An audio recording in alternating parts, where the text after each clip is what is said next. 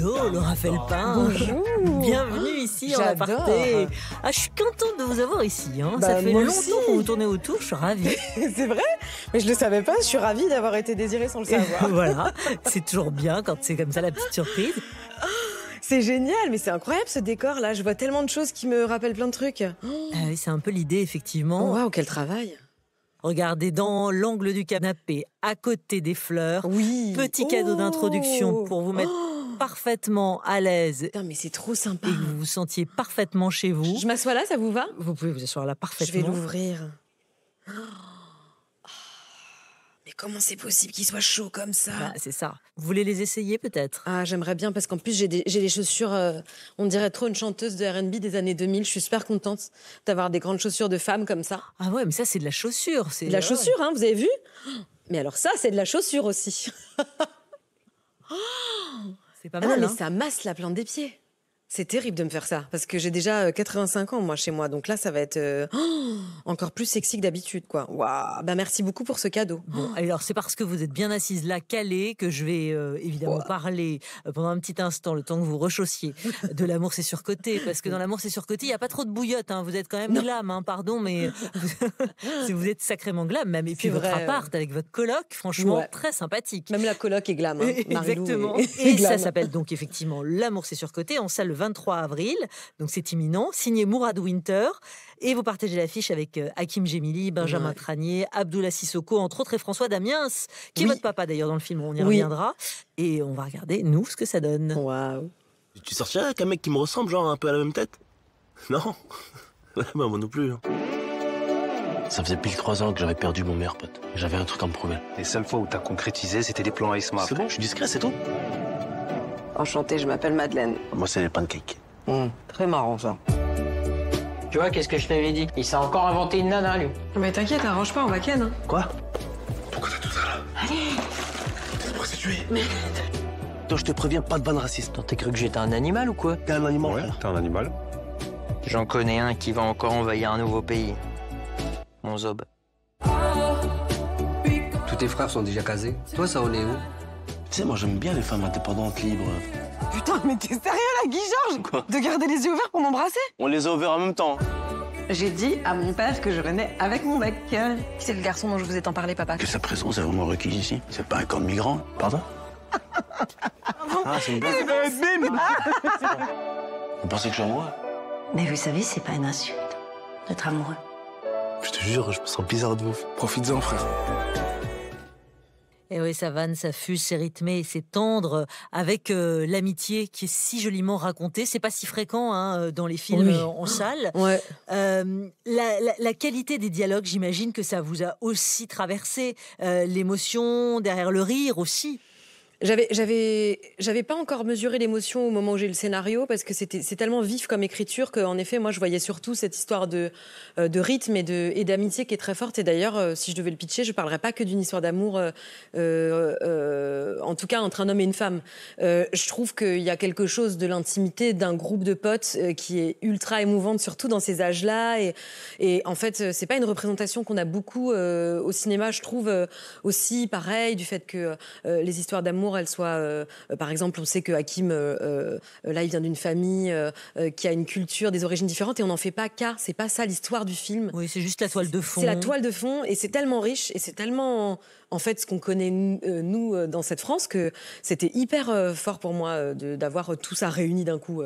En quoi elle est proche de vous, Madeleine, avec son autonomie, sa vivacité, sa grande gueule Ouais. Bah, en fait, j'avais pas réalisé. C'est que, bon, évidemment, on se rend compte quand on interprète des personnages que parfois ça peut être un peu des extensions de nous-mêmes, ou en tout cas on y met beaucoup de nous-mêmes à un endroit, même si on réfléchit toujours à cette question géniale de se demander et si c'était ma trajectoire, et c'est pas tout à fait la mienne. Mais Madeleine, je dois dire qu'il y a quelque chose qui m'a, moi, aidée dans la vie, c'est que je disais ça encore hier en interview, mais moi j'ai l'impression d'être très tendre, et en fait pas du tout, parce que j'ai été aimée comme ça. Et donc moi j'ai été aimée avec une tape dans le dos, et puis voilà, ciao, bonsoir quoi. Et donc puis on se dit je t'aime si vraiment il y a une maladie grave derrière, mais enfin si on sait que quelqu'un va faire un AVC, mais sinon vraiment c'est assez assez calme. Et donc il y a eu un truc de En fait, je me sentais pas forcément... je me suis jamais visualisée comme quelqu'un de sensuel, de tendre, qui pouvait aussi amener ça ou proposer ça dans une relation. Et en fait, quand Mourad m'a proposé le rôle, je me suis dit, mais pareil, je comprenais pas très bien en me disant, mais enfin, il s'agit quand même d'une femme un peu sensuelle, qui lui fait tourner la tête, qui est vraiment trop jolie et tout.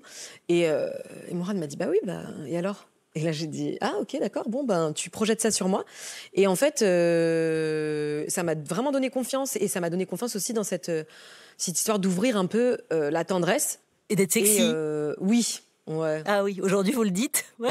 Je le dirai pas, mais je vous dis que j'ai des chaussures de chanteuse de R&B, c'est tout ce que je peux vous dire. Non mais je veux dire, aujourd'hui ça dit aussi que effectivement on peut être drôle et sexy et que ça fonctionne à plein tube. De toute façon, moi j'ai toujours à plein tube, Nathalie, et ça c'est une expression intéressante. Oui, très désuète, c'est ça. J'aimerais qu'on en reparle tout à l'heure. Non, ça c'est fait. Oui.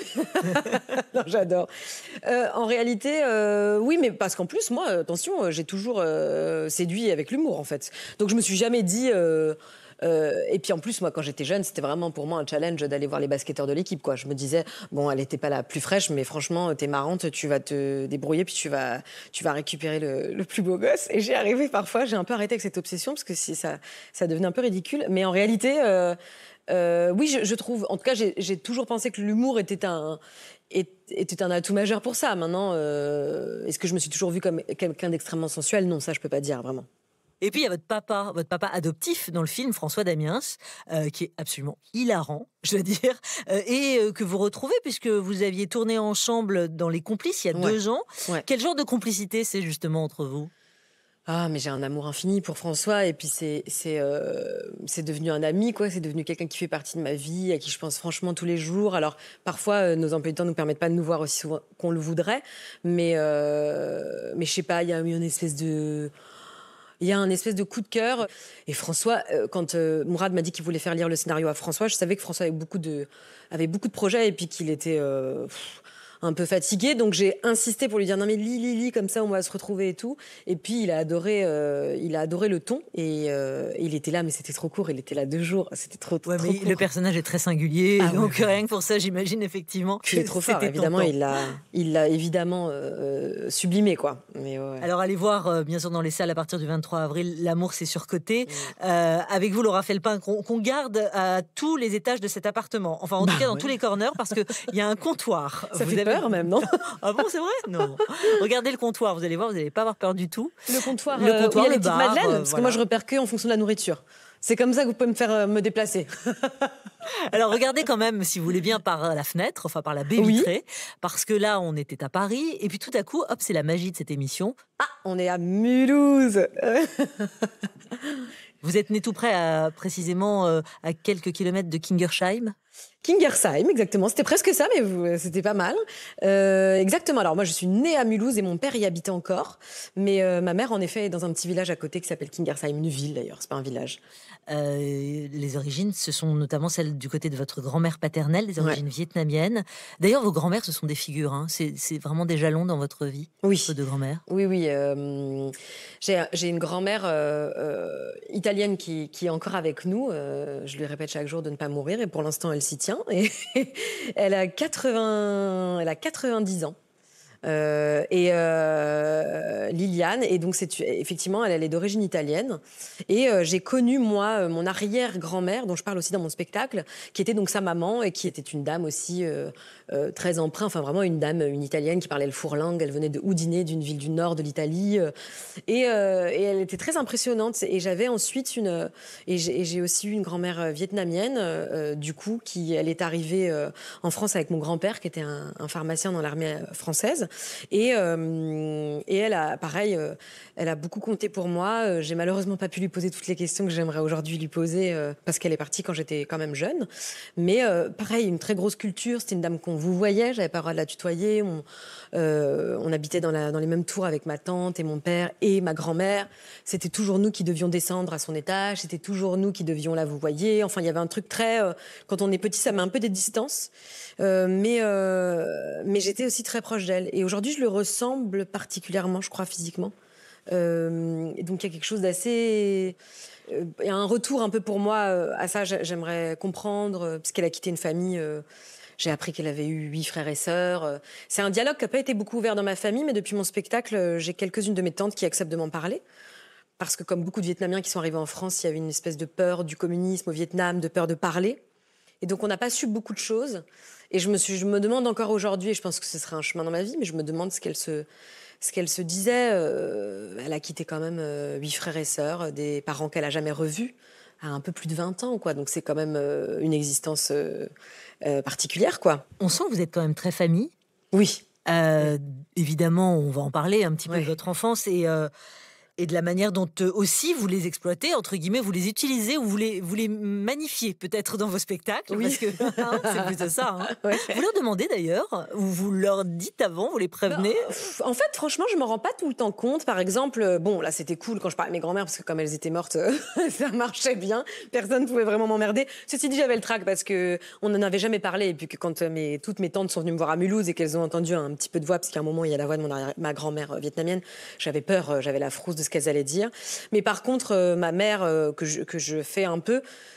Mais en fait, la petite dame du train que je fais dans mon spectacle, quand la sexagénaire, qui envoie des textos et qui galère un peu, c'est ma mère, mais c'est aussi un peu mon grand-père. Il y a des soirs où ça se transformait un peu. Donc, j'étais pas en train de me dire c'est ma mère. Je l'ai dit un peu après coup, quoi. Ouais, vous les croisez. Alors, Oui. vous les croisez et juste, alors quand même un mot pour votre enfance, parce que vous Oui. aussi, vous auriez pu être à la croisée des chemins, Ouais. sur le parquet. Non, parce que vous auriez pu avoir un destin de grande championne. Ouais. Laura Felpin. J'aurais pu, ouais. Bah, franchement, ça a été un échec. Moi, j'avais un grand projet de sport-études volleyball. Il vous a mis la pression beaucoup, votre papa? Parce que c'est lui au départ, hein, le grand sportif, éducateur sportif même. Hein. Il est éducateur sportif. Je ne sais pas s'il nous a mis la pression, parce qu'aujourd'hui, je le ressentirais pas comme tel, mais c'était important pour lui qu'on ait ce bagage avec nous. Mais c'est vrai qu'à l'époque, il nous faisait un peu suer, notamment quand il nous a foutus à la natation. Là, ça, c'était pas marrant, parce qu'il nous a foutus à la natation dans un club où il y avait quand même des super grands nageurs. À Mulhouse, à Lilleberg, il y avait des gros nageurs. Mon père nous avait mis à la natation. Donc, tous les samedis, on était les seuls avec ma sœur à avoir des palmes dans le groupe. Donc l'humiliation était totale, car nous ne savions pas faire autre chose que de la brasse.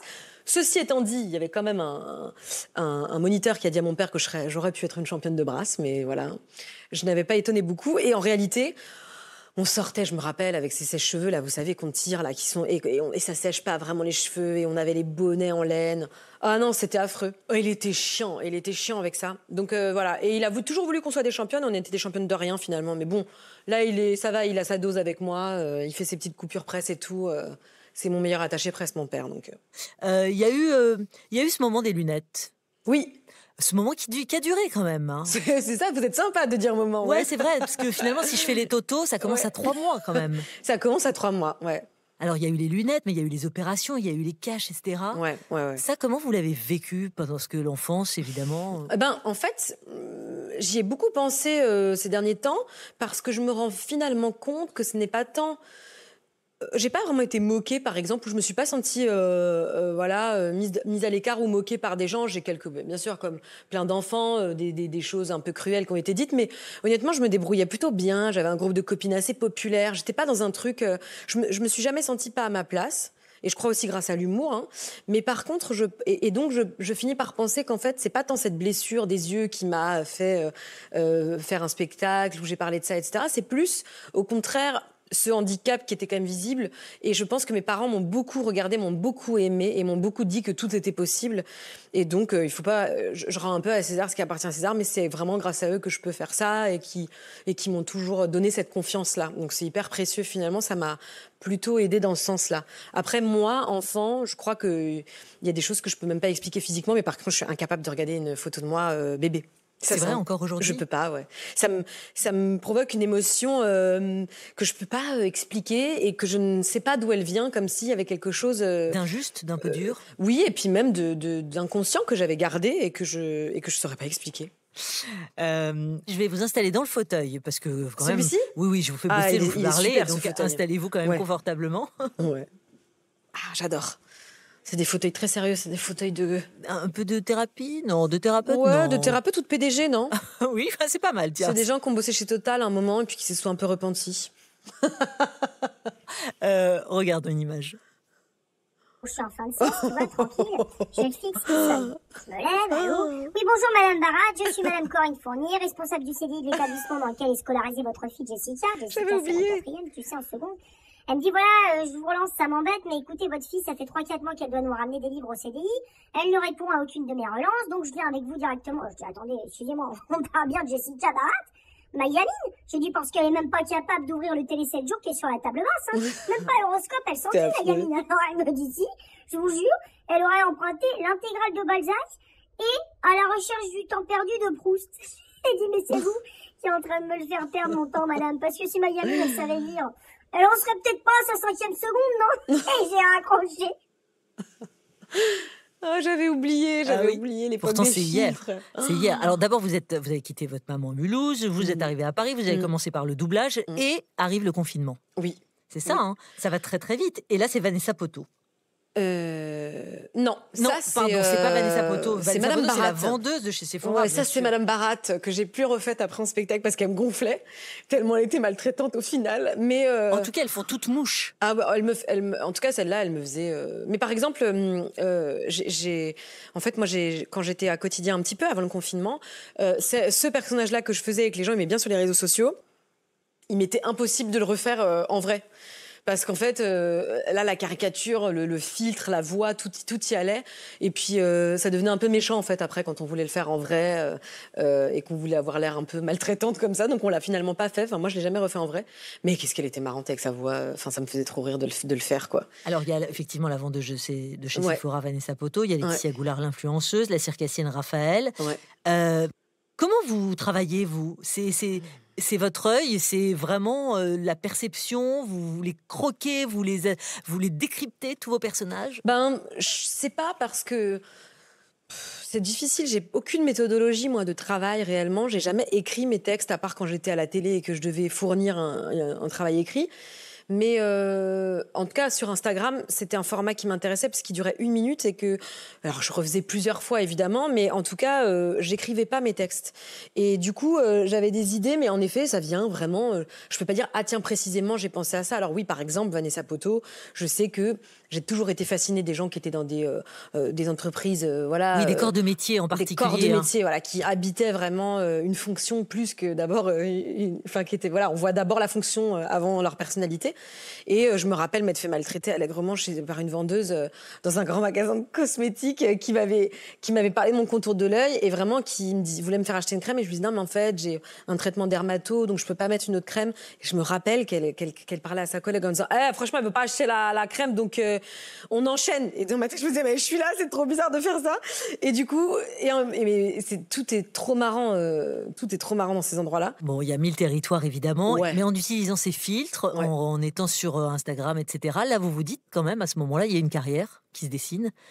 Pas du tout. Vous pas arrivez du tout. à le conscientiser. Non. Mais en fait, ça, enfin, je sais pas pour d'autres gens, mais parce que j'en ai jamais vraiment parlé, mais moi, je trouve que c'est beaucoup les journalistes qui nous font penser à ça. Parce qu'en fait, on fait tout le temps un zoom out sur notre parcours, mais dans la vie, les gens ils font pas ça. Ils se disent pas, tu te rends compte, en 82, j'étais chez Ackerman, et puis en 90, me voilà chez Decat. Donc il y a un truc un peu de on se dézoome tout le temps le parcours et on se pose plein de questions qu'en fait, bah moi c'était mon parcours. Donc en fait ça s'est fait au fur et à mesure. Donc j'ai pas, les gens des fois me disent ah putain ça l'ascension que t'as fait, mais je le vois pas du tout comme une ascension. Je le vois comme un truc de au fur et à mesure. J'ai eu accès à plus de trucs et tout. Je suis pas bête, j'ai bien conscience qu'il y a des trucs qui fonctionnent et des moments où ça va plus vite que d'autres. Mais en tout cas non, je me dis jamais de la vie. Ça va être ça mon métier ou c'est mon plan de carrière. Et en même temps, ça ne l'était pas non plus. Parce que j'ai jamais dit... j'avais quand même fait une école de théâtre à ce moment-là, donc j'étais quand même plutôt sur ces rails-là. Je peux pas faire genre, ça m'est arrivé comme ça m'est tombé dessus. Mais en tout cas, j'étais pas certaine à 100% que je voulais faire ça, quoi. Bon, bah si, alors vous allez vraiment faire ça et de plein pied, regardez.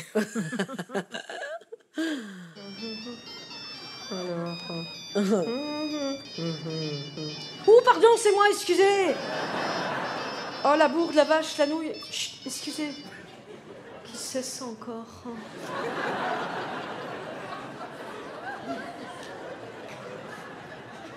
Oh, c'est Pascal, il est bête, ça. Il m'envoie un MMS. Il me dit alors, elle y voit plus bien pour gouverner, Elisabeth Borgne. C'est excellent, ça. Attends, je vais transférer à Nix, ça va la faire marrer. Hein. Alors...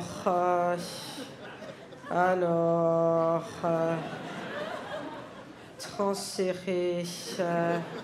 Ah, voilà. Allez hop, Sand. Oh, dis, elle me répond direct, hein. Elle est très à l'aise avec les mobiles. Elle me dit MDR. C'est clair.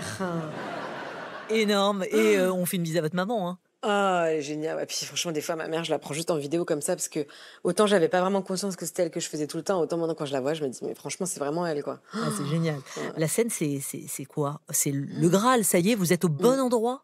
Oui, ça c'est vraiment mon endroit, ouais. Ça, je le savais pas, mais ça, je l'ai compris. Je l'avais un peu compris parce que quand j'ai fait de la télé, j'ai compris que le direct et le public, ça me galvanisait et que ça avait pas tendance au contraire, à m'empêcher. Et donc je me suis dit, oula, ça peut peut-être bien se passer cette histoire, quoi. Même si, bon, je cache pas que la veille de la première, quand j'étais à Lyon, je me suis dit, oula, là, mais qu'est-ce que j'ai décidé de faire comme métier? Et puis après, une fois que, franchement, je crois que vraiment m'être rappelé d'avoir eu cette pensée au bout de 2 minutes en me disant, aïe, ça c'est pour toi, ma grande. Tu sais que tu vas être heureuse là, quoi. Vous allez très vite rencontrer le succès avec ça. Qu'est-ce qu'on non, va c'est voir? horrible, pardon, Ah oui. parce que je savais même pas à quelle heure il Ouais. fallait venir ce soir. Je On m'avait pas déteste dit qu'il me fallait voir là. remercier qu'une personne. Alors moi, j'avais j'ai une liste de 48 personnes que je vais pas pouvoir remercier, mais je pense tout de suite à mon co-acteur, Cédric Salin, mon meilleur ami. Ah là Merci. Je pense J'étais évidemment à ma surexcitée. maman, mon papa, ma sœur, mon frère, ils sont divorcés, il y a trop de gens, merci. Mais, merci aussi à mes grands-parents, merci d'être vivants et de le rester un maximum de temps encore. Et enfin, je voudrais juste dire que la personne qui m'a donné envie de faire ce métier ce soir, elle est dans la salle. Elle s'appelle Florence Foresti. Et je voudrais dire que ce Molière, il est un peu à nous, quoi. Merci. Je suis intenable.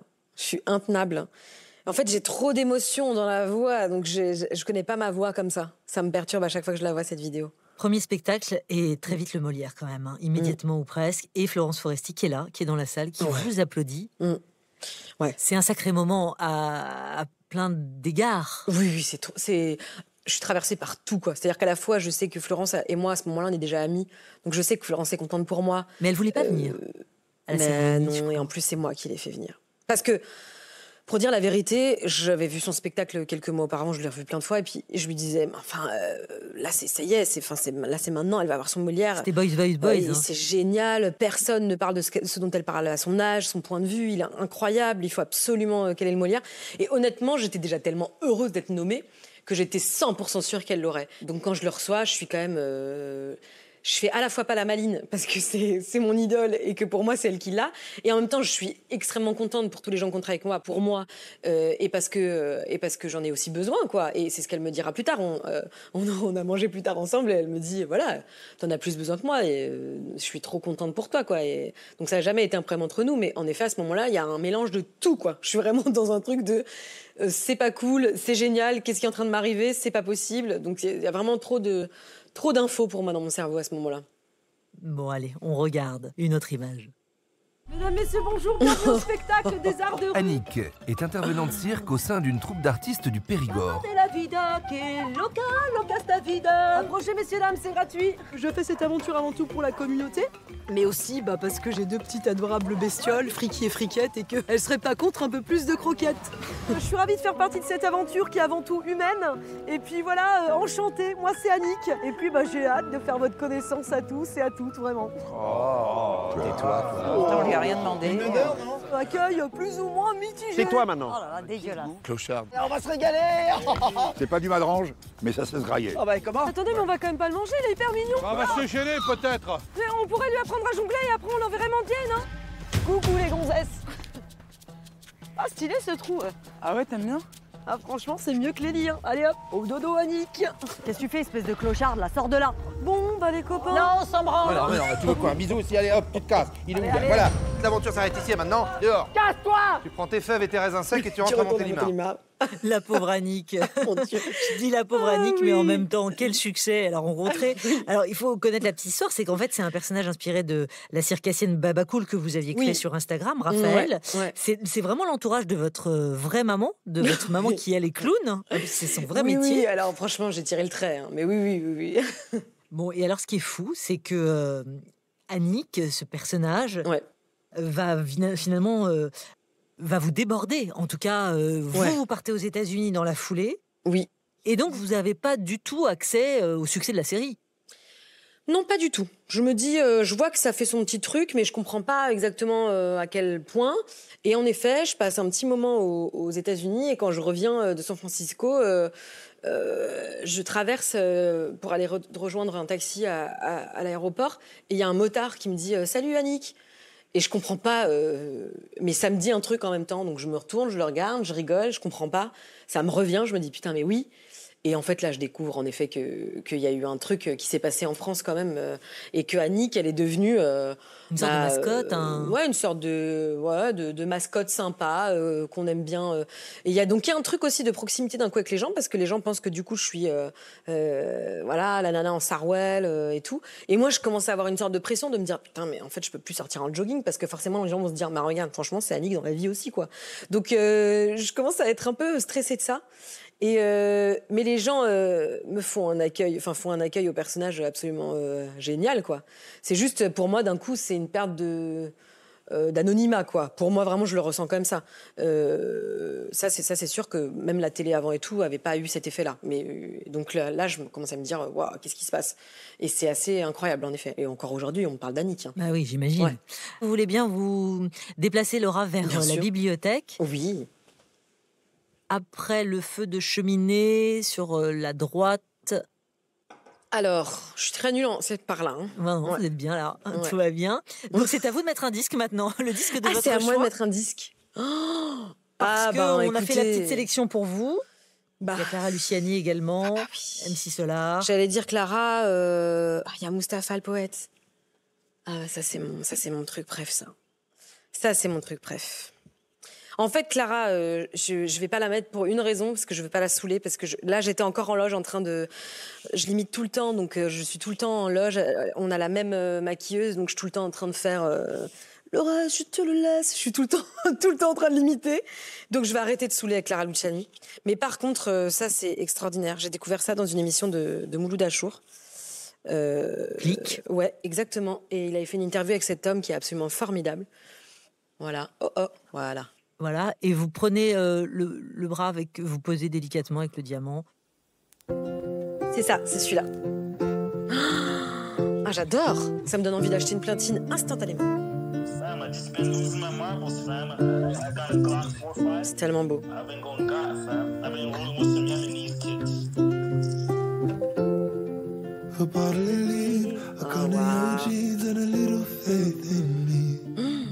Plane in the sky, the only starlight on this never-ending street.